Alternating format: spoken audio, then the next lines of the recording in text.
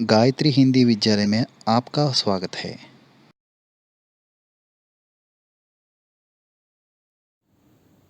नमस्ते बच्चों, मेरा नाम सतीश, मैं हिंदी अध्यापक हूँ। आज मैं इस कक्षा में कण कण का अधिकारी पाठ के संबंधित व्याकरणांश माने भाषा की बात पढ़ाना चाहता हूँ। पुस्तक खोलकर लिखते हुए सीखिए।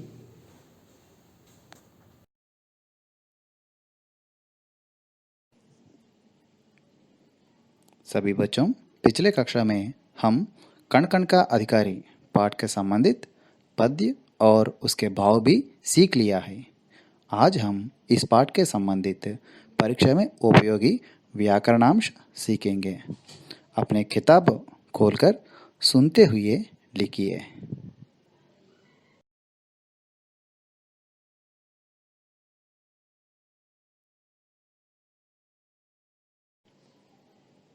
पहला आज हम पर्यायवाची शब्द की परिभाषा देखेंगे। पर्यायवाची शब्द उन्हें कहते हैं जब भिन्न भिन्न शब्दों का अर्थ समान हो, अर्थात एक ही शब्द के स्थान पर समान अर्थ वाले अलग अलग शब्द प्रयोग किए जा सके। इसी कारण से इन्हें समानार्थी शब्द के नाम से भी जाना जाता है। यद्यपि इन शब्दों के अर्थ एक समान होते हैं, परंतु अलग अलग स्थान पर इनका प्रयोग करते समय अत्यंत ही सावधानी बरतने की आवश्यकता होती है।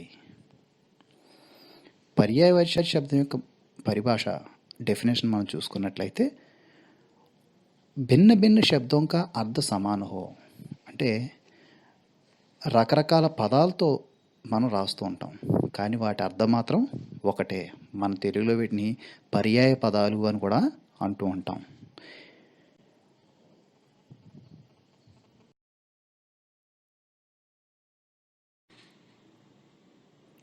बच्चों यह देखिए, कोष्टक में दी गई सूचना पढ़िए और उसके अनुसार कीजिए.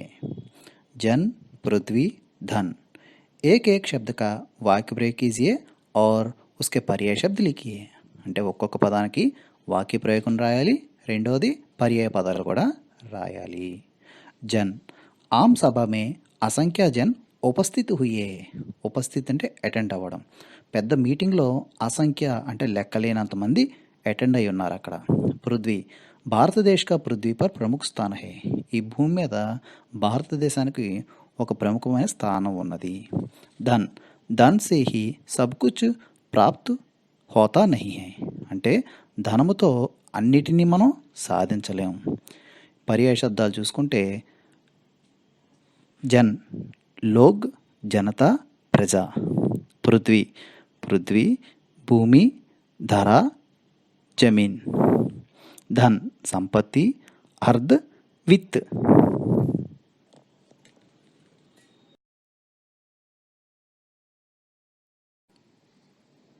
बच्चों यह देखिए, पाप, सुख, भाग्य, एक एक शब्द का विलोम शब्द लिखिए और उससे वाक्य प्रयोग कीजिए. అంటే ఇక్కడ ఇచ్చిన మూడు పదాలకి విలోమ శబ్దాలు అంటే ఆపోజిట్ వర్డ్స్ రాయాలి, వాటితోటి వాక్య ప్రయోగాలు ఓన్ సెంటెన్సెస్ కూడా రాయాలి.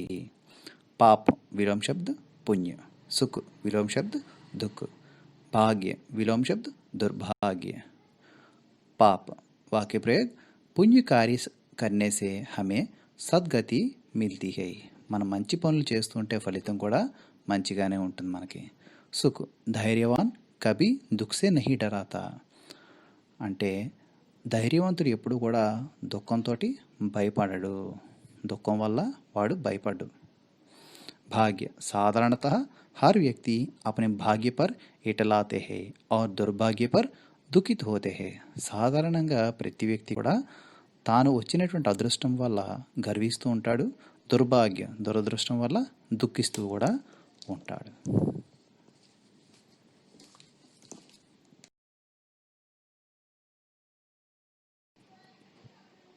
बच्चों यह भाववाचक संज्ञा की परिभाषा देखिए. जो शब्द किसी चीज़ या पदार्थ की अवस्था, दशा या भाव का बोध कराते हैं, उन शब्दों को भाववाचक संज्ञा कहते हैं. जैसे बचपन, बुढ़ापा, मोटापा, मिठास, उमंग, छड़ाई, थकावट, मानवता, चतुराई, जवानी, लंबाई, मित्रता, मुस्कुराहट, अपनापन, परायापन, भूख, प्यास, चोरी, क्रोध, सुंदरता आदि।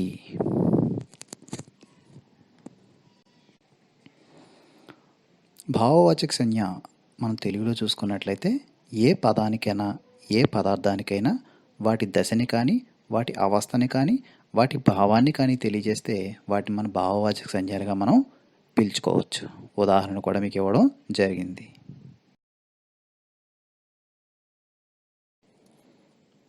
बच्चों यहाँ देखिए పునరుక్తి శబ్దం సే వాక్య ప్రయోగ కీజియే. అంటే రిపీటెడ్ వర్డ్స్ ఉంటాయి, వాటితోటి వాక్య ప్రయోగాలు రాయాలి. జన్ జన్, కణ్ కణ్. జన్ జన్, వర్షా కే కారణ్ జన్ జన్ కా మన్ హర్ష సే భరా గయా హై. అంటే వర్షాలు పడుతుంటే ప్రతి మనిషి యొక్క మనస్సు ఆనందంతో నిండిపోతుంది. నెక్స్ట్ కణ్ కణ్, కణ్ కణ్ కా అధికారి జన్ జన్ హై. అంటే ప్రపంచంలో అణువణువుకి అధికారి ప్రజలే. ఆల్రెడీ మన లెసన్లో చెప్పుకోవడం జరిగింది. తర్వాత చూసుకుంటే మజ్దూర్ మెహనత్ కర్తా హై, వాకిక వచన్ బదిలియే. ఇక్కడ బహువచనంలో మార్చినప్పుడు మజ్దూర్ మజ్దూర్గానే ఉండిపోతుంది. అదేమి బహువచనంలోనూ మజ్దూరే, ఏకవచనంలో కూడా మజ్దూరే. మెహనత్ కర్తా హై బదులు కర్తే హై, హై పైన చొక్క ఉండాలి, బహువచనంలో మారింది కాబట్టి. नेक्स्ट मनुष्य मजदूर भाववाचक संज्ञा में बदलकर लिखिए. मनुष्य भाववाचक संज्ञा मनुष्यता, मजदूर भाववाचक संज्ञा मजदूरी.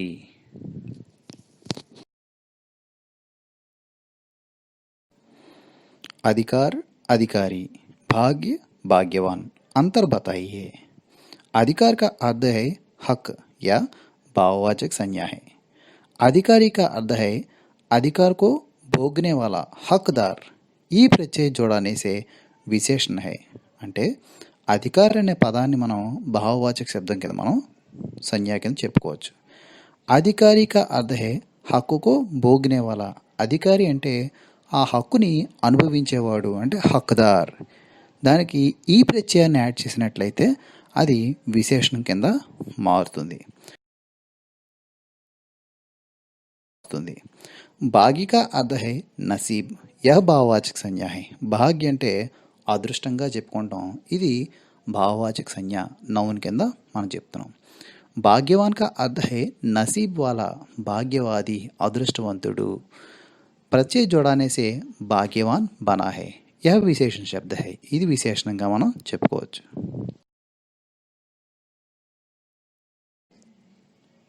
बच्चों यहाँ देखिए समास की परिभाषा. समास का अर्थ है संक्षिप्तीकरण. हिंदी में समास का शाब्दिक अर्थ होता है छोटा रूप.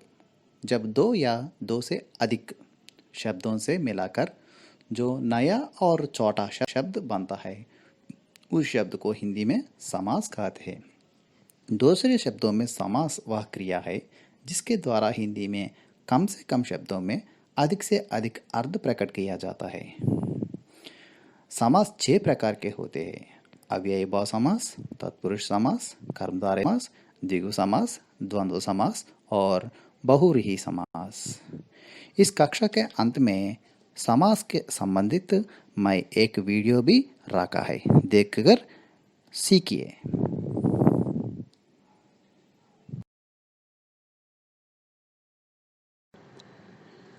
बच्चों यहाँ दिए गए शब्द का संधि विच्छेद कीजिए. यदि प्लस अपि, यद्यपि, परि प्लस आवरण, पर्यावरण. श्रमजल, नबतल, भुजबल. समास पहचानिए. श्रमजल बहुव्रीहि समास, नबतल द्वंद्व समास, भुजबल तत्पुरुष समास.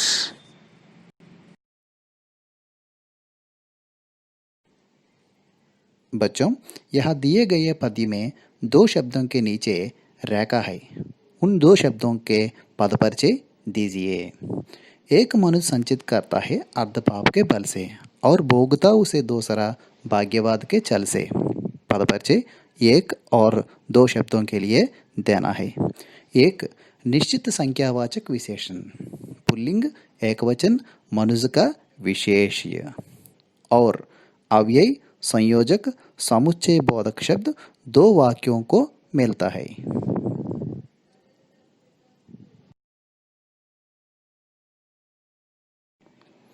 बच्चों, यह संधि विच्छेद की परिभाषा देखिए। जब दो शब्द मिलते हैं तो पहले शब्द की अंतिम ध्वनि और दूसरे शब्द की पहली ध्वनि आपस में मिलकर जो परिवर्तन लाती है उसे संधि कहते हैं। अर्थात संधि किए गए शब्दों को अलग अलग करके पहले की तरह करना ही संधि विच्छेद कहलाता है। अर्थात जब दो शब्दों आपस में मिलकर कोई तीसरा शब्द बनती है तब जो परिवर्तन होता है उसे संधि कहते हैं। उदाहरण, हिमालय, हिम प्लस आलय, हिमालय। सत प्लस आनंद, सदानंद।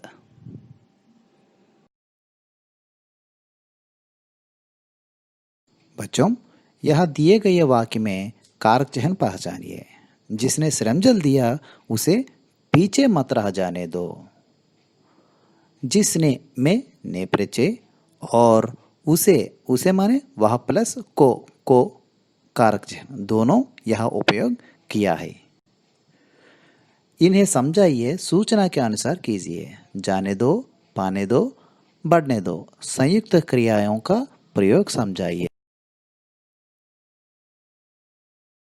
जाने दो, पाने दो, बढ़ने दो का प्रयोग ఆజ్ఞార్థక శబ్ద రూप में प्रयोग किया है। అంటే వీటిని ఆజ్ఞార్థక శబ్దాల కింద వాడడం జరిగింది। आने दो, पाने दो, बढ़ने दो आदि शब्द संयुक्त क्रियाएं हैं। వీటిని संयुक्त क्रियाల కింద కూడా ఉపయోగించడం జరుగుతుంది। जब दो क्रियाओं का संयोग होता है, ఎప్పుడైనా రెండు క్రియల్ని మనం కలిపినట్లయితే उसे संयुक्त क्रियाएं, उन्हें संयुक्त क्रियाएं, వాటి संयुक्त क्रियలుగా మనం చెప్పొచ్చు। ये अनुमति बोधक माने आज्ञा बोधक शब्द भी है। बच्चों, यहाँ एक पहला प्रथम, दो दूसरा द्वितीय अंतर समझिए। एक पूर्णांकवाचक विशेषण पहला, क्रमवाचक विशेषण प्रथम, क्रम संख्यावाचक विशेषण।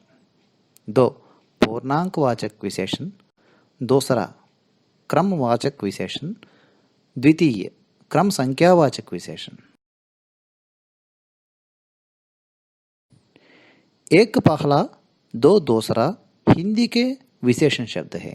అంటే హిందీలో ఇవి విశేషణాలుగా మనం చెప్తాం, అంటే యాడ్జెక్టివ్స్। ప్రథమ్ తథా ద్వితీయ సంస్కృతి విశేషణ, అంటే ప్రథమ్ ద్వితీయ అన్న పదాలని సంస్కృతంలో యాడ్జెక్టివ్ కింద చెప్తాం। ఏక్ और दो अंक के लिए ఒకటి మరియు రెండు అన్నది నెంబర్స్ ఉద్దేశించి చెప్పినప్పుడు, प्रथम और द्वितीय श्रेणी के लिए అంటే ఫస్ట్ సెకండ్ క్లాస్ ఉద్దేశించి చెప్పినప్పుడు ప్రథమ ద్వితీయ అని।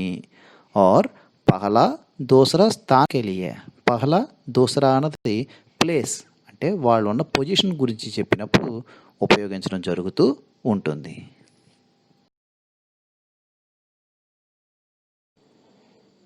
सभी छात्र परीक्षाओं के लिए उपयोगी व्याकरणांश के बारे में सीख लिया है। सभी छात्र एक बार लिखते हुए पढ़िए।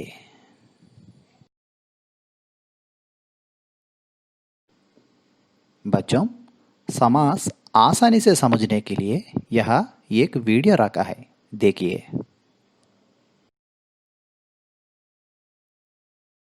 हम समास की परिभाषा देखेंगे।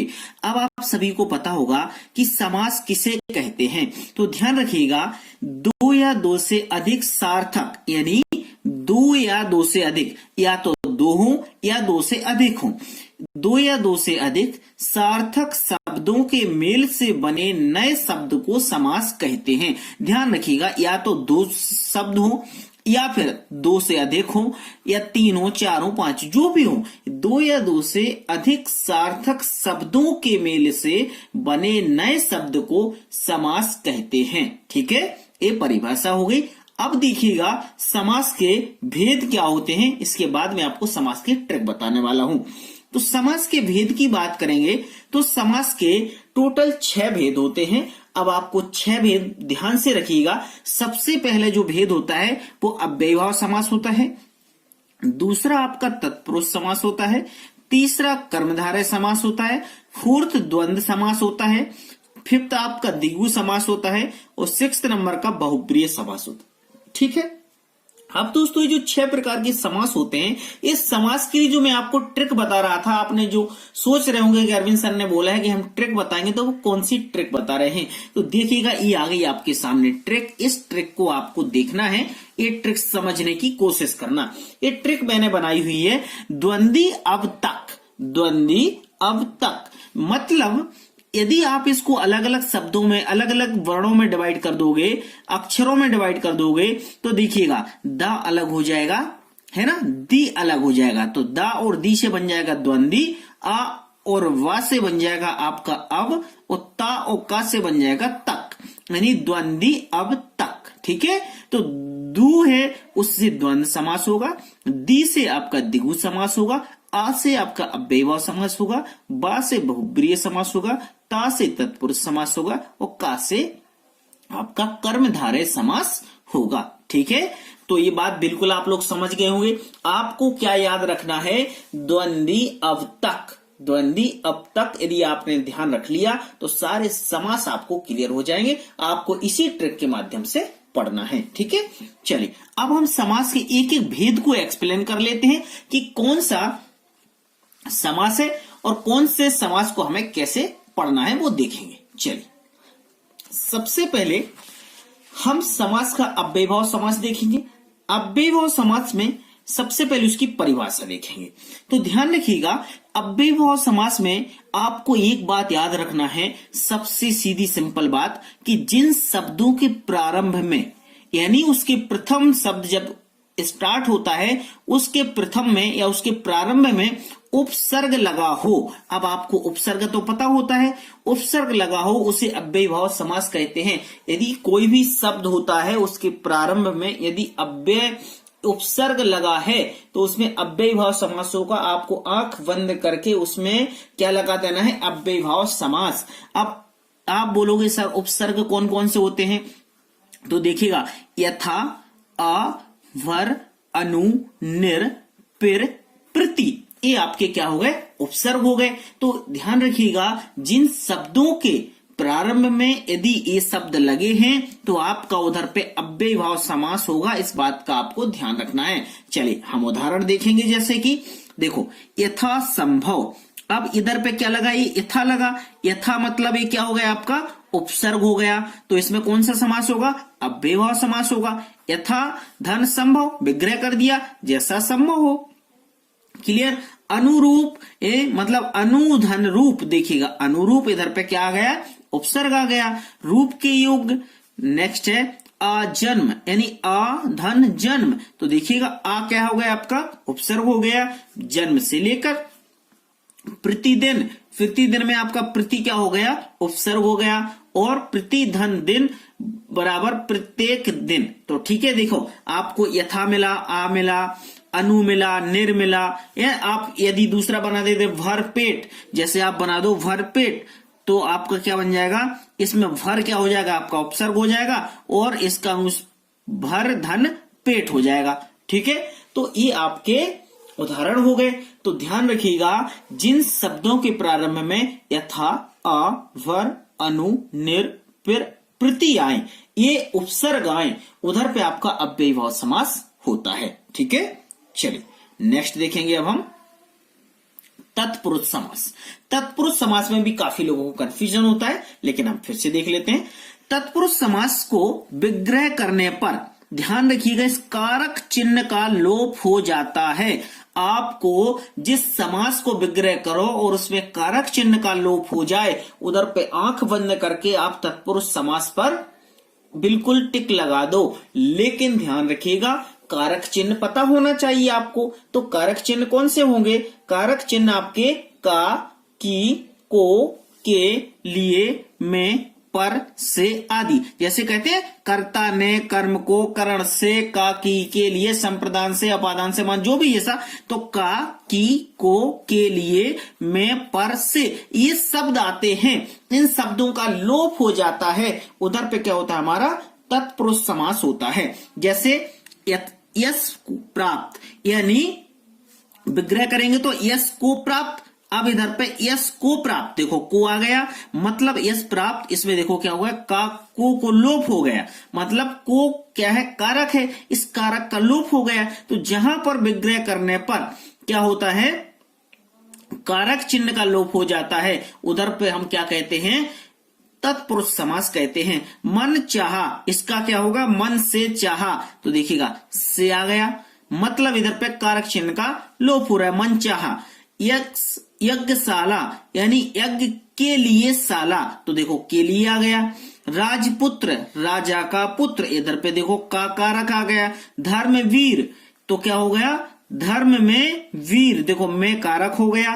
फिर आप बीती, आप पर बीती पर आ गया, मतलब एक कारक। तो ध्यान रखिएगा, जिस समास को विग्रह करने पर कारक चिन्ह का लोप हो जाता है, वहां पर आपका क्या होता है, तत्पुरुष समास होता है। ठीक है, चलिए ध्यान दीजिएगा, आप एक चीज में क्लियर कर दूंगा, आप ऐसा ना सोचें कि हमें समझ में नहीं आ रहा, सारी चीजें आपको क्लियर हो जाएंगी। नेक्स्ट देखेंगे कर्मधारय समास। कर्मधारय समास की में देखिएगा ट्रिक आपको ध्यान रखना है, जिस समास में प्रथम पद दूसरे पद की विशेषता बताता है, नॉर्मल सी बात याद रखिएगा, जिस समास में जो प्रथम पद है, मैंने पहला पद दूसरे पद की विशेषता बताता है, उसे हम कर्मधारय समास कहते हैं। या फिर एक बात और ध्यान रखना, नोट में दूसरे पद की तुलना हो या है जो या के समान विग्रह करते समय आए, जब आप विग्रह करो उसमें ये शब्द आए के समान और है जो, तो आपका समझ लो इधर पे क्या है, कर्मधारय समास है। जैसे चरण कमल, कमल के समान, देखो के समान आया, मतलब के समान आ रहा है, मतलब इसमें है कर्मधारय समास। कमल नयन, कमल के समान, मतलब देखो के समान इसमें भी आया, मतलब के समान आ रहा है, मतलब इसमें कर्मधारय समास। चंद्रमुख, चंद्र के समान मुख, देखो के समान इसमें भी आया, मतलब इसमें क्या है आपका कर्मधारय समास। फिर है लाल मणि, लाल है जो मणि, मैंने बोला था जिसमें है जो आए, मतलब देखो है जो आ रहा है, मतलब वो है कर्मधारय समास। महापुरुष, महान है जो पुरुष, मतलब देखो है जो आ गया। अधमरा, आधा है जो मरा, मतलब अधमरा, ये हो गया आपका कर्मधारय समास। आपको कोई भी इतने नियम कायदे पढ़ने की जरूरत नहीं है, आप देखो मैं सीधा सिंपल बता रहा हूं, कोई चीज ऐसा नहीं है कि मैं आपको कुछ डीपली बता दूं, कुछ कठिन बता दूं, आप बोलोगे यार क्या समास की ट्रिक बता रहे थे। समास में चाहता हूं ऐसे इजी तरीके से समझा दूं कि आपको सारे समास एक बार में समझ में आ जाए। ठीक है, ये कर्मधारय समास समझ गए, अब द्वंद्व समास समझ लो। द्वंद्व समास में देखिएगा, यदि दोनों पदों के बीच, ध्यान रखना, यदि दोनों पदों के बीच योजक चिन्ह लगा हो, योजक चिन्ह मतलब ये ऋण जैसा साइन होता है उसको बोलते हैं योजक चिन्ह, योजक चिन्ह लगा हो और विग्रह करने पर और या एवं आए, यदि और आता है और या आता है तो समझिएगा उधर पे आपका क्या हो जाएगा, द्वंद्व समास आता है। या तो योजक चिन्ह लगा हो, जैसे योजक चिन्ह वहां लगा रहता है जहां दोनों चीजें इक्वल होती हैं, मतलब एक दूसरे के समान होती हैं। जैसे नदी और नाले, अब देखो नदी और नाले, नदी से बने नाले, मतलब नदी और नाले, मतलब और शब्द आ रहा है, मतलब इधर पे क्या होगा, द्वंद्व समास। योजक चिन्ह भी लगाए तो योजक चिन्ह से भी समझ सकते हो कि इसमें द्वंद्व समास होगा। पाप पुण्य, मतलब पाप और पुण्य, मतलब और लगा तो समझ सकते हो, योजक चिन्ह लगा तब भी समझ सकते हो। ऊंच नीच, मतलब ऊंचा या नीचा, तो देखो या मतलब या आ गया तो इसमें भी होगा। खरा खोटा, योजक चिन्ह भी लगा है, खरा या खोटा या आ गया, मतलब इसमें भी द्वंद्व समास होगा। छल कपट, छल और कपट या और आ गया, मतलब योजक चिन्ह भी साथ में लगा। तो या तो आपको योजक चिन्ह लगा हो या फिर आपको और या और आपका आए यानी एवं आए, तो उसमें ध्यान रखिएगा द्वंद्व समास होता है, या तो योजक चिन्ह आए या और आए या फिर या आए। ठीक है, इन बातों को ध्यान रखना है, सिंपल सी बात है, इतना हार्ड कुछ भी नहीं, सिर्फ सिंपल सी बात आप याद करके रखिएगा, आपको सारे समास समझ में आ जाएंगे। दोस्तों यदि वीडियो आपको अच्छा लगे तो वीडियो को लाइक जरूर करना और अपने दोस्तों में शेयर भी करना। दोस्तों ये अलंकार का वीडियो जब आपको पसंद आया तो मुझे लगा कि नहीं, आपके लिए जरूर मुझे एक समास का वीडियो बनाना चाहिए, आप सबकी डिमांड थी। अब देखेंगे हम द्विगु समास। द्विगु समास में क्या करना है, जिस समास में प्रथम पद संख्यावाचक हो, कुछ नहीं, सीधा सीधा जिस समास का प्रथम पद संख्यावाचक हो उससे पता चले कि द्विगु समास हो जाता है, जिसमें प्रथम पद संख्यावाचक हो। जैसे उदाहरण देख लेते हैं, दोपहर मतलब इधर पे क्या आ रहा है, दो पैरों का समूह, दो क्या है, संख्यावाचक मतलब द्विगु समास है। तिरंगा यानी तीन रंगों का समूह, तीन आ रहा है मतलब तीन रंगों का समूह मतलब द्विगु समास। फिर नवरात्र यानी नौ रात्रियों का समूह मतलब इधर पे नौ क्या है, संख्यावाचक। चौराहा चार राहों का समूह यानी चार क्या है, संख्यावाचक। फिर त्रिकोण तीन कोणों का समूह यानी तीन क्या है, संख्यावाचक। तो ध्यान रखिएगा, जिस समास में प्रथम पद संख्यावाचक हो या समूह का पता चले, मतलब मैंने कहा या तो समूह मतलब एक किसी का इकट्ठे का पता चले, जोड़े का पता चले, या तो वहां पर आपका द्विगु समास होता है या फिर आपका प्रथम पद संख्यावाचक हो। तो देखो यहाँ पे तीन रंगों का मतलब तीन रंग मतलब समूह पता चल रहा है, नवरात्र मतलब रात्रों का समूह, चार राहों मतलब यहाँ पर भी समूह की बात हो रही, मतलब समूह वहां होता है जहां एक से अधिक चीजें होती हैं, वहां पर समूह हो जाता है। तो दोनों चीजें याद रखना आपको, या तो समूह या फिर आपका प्रथम पद संख्यावाचक, वहां पे आपका द्विगु समास होगा। ठीक है, चलिए अब देखेंगे हम बहुप्रिय समास।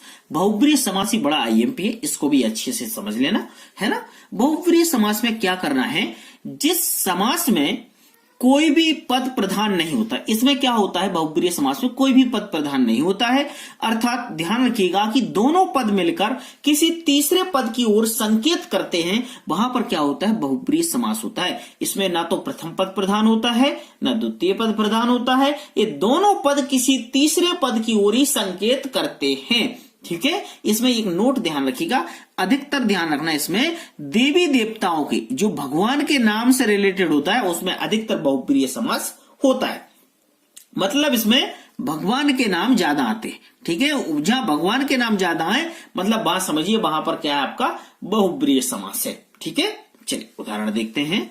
उदाहरण देखिएगा आप, जैसे लिखा है घनश्याम मतलब भगवान की बात हो रही, घन के समान श्याम है जो, अर्थात कृष्ण, मतलब भगवान श्री कृष्ण को घनश्याम कहा जाता है। ठीक है, तो देखो जहां कृष्ण की बात आ गई वहां पर आपका बहुप्रिय समास। लंबोदर, लंबा है उदर जिसका, गणेश मतलब गणेश भगवान की बात हो रही मतलब बहुप्रिय समास। गंगाधर, गंगा को धारण करने वाला अर्थात शिव, भगवान शिव गंगा को धारण किए हैं इसलिए इनका नाम है गंगाधर, तो मतलब इसमें भी होगा बहुप्रिय समास। दशानन, 10 है आनन जिसके, मतलब 10 शीश है जिसके, अर्थात रावण। ठीक है, मृत्युंजय, मृत्यु को जीतने वाला यानी शंकर भगवान शिव की बात हो रही। तो ध्यान रखिएगा, जहां पर भगवान की बात हो उधर पे अधिकतर आपका बहुप्रिय समास। बच्चों, आज इस कक्षा में हम व्याकरणांश सीख लिया है। एक बार सभी व्याकरणांश संशोधन कीजिए, आने वाले कक्षा में बाकी व्याकरणांश सीखेंगे।